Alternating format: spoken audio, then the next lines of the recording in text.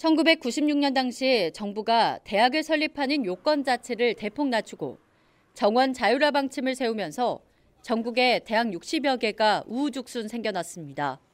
대학이 늘어 진로 선택의 폭은 넓어졌지만 부작용은 계속되고 있습니다. 학령 인구가 급속도로 줄면서 대학 정원이 미달되는 사태가 전국 지방대 곳곳에서 발견된 겁니다. 지난 2005년 이후 지방대학 14곳이 문을 닫은 상황입니다. 교육부는 2014년에서야 대학 설립 준칙주의를 폐지했습니다. 하지만 이미 몸집을 키운 지방대학들의 위기는 예정된 수순을 밟고 있습니다. 전국 대학의 입학 가능 인원 추계 결과를 살펴보면 2020년 45만 7천여 명인데 반해 4년 뒤에는 16%가 감소할 전망입니다. 17년 뒤인 2037년에는 31만 5천여 명일 것으로 예상되는데 지금보다 31% 줄어드는 겁니다.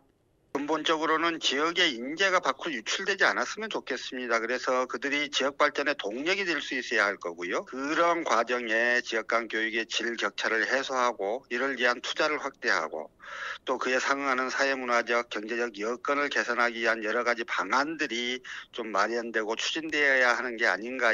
지난 8월 교육부가 발표한 2021년 정부 재정지원 제한대학 지정 방안은 지방대의 위기를 키울 것으로 전망됩니다. 교육부는 내년부터 신입생 충원율을 못 채우는 대학은 정부 재정 지원을 못 받게 할 계획인데 학령 인구 감소세와 더불어 코로나19로 외국인 유학생 유치도 쉽지 않습니다. 국회 교육위원회 소속 서동용 의원은 이번 국정감사에서 수도권 대학과 지방대학의 예산 지원 격차를 꼬집었습니다. 지난 2014년 지방대 육성법 제정 이후 교육부가 신설한 지역 선도대학 육성 사업이 유일한 지방대 지원 사업이었는데 여기에 투입된 예산도 수도권에 편중돼 있다는 겁니다.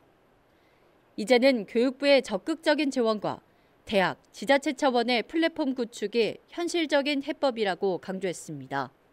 네, 올해 교육부에서 지자체하고 대학이 서로 협력하는 지자체 대학 협력 기반 지역 혁신 사업을 신설을 해서 지자체와 대학과 지역 혁신 기관들의 플랫폼을 구축하고 지역별 여건에 맞는 혁신 모델들을 개발할 수 있는 길들을 열었거든요. 지역의 산업과 실정에 맞는 인재들을 선택 집중적으로 키워낼 수 있는 이러한 방안들을 마련해야 하고 오는 2024년이면 신입생 정원의 70%를 못 채우는 대학이 절반에 달할 것이란 통계가 발표된 가운데 지방대는 출구 없는 위기에 직면해 있습니다.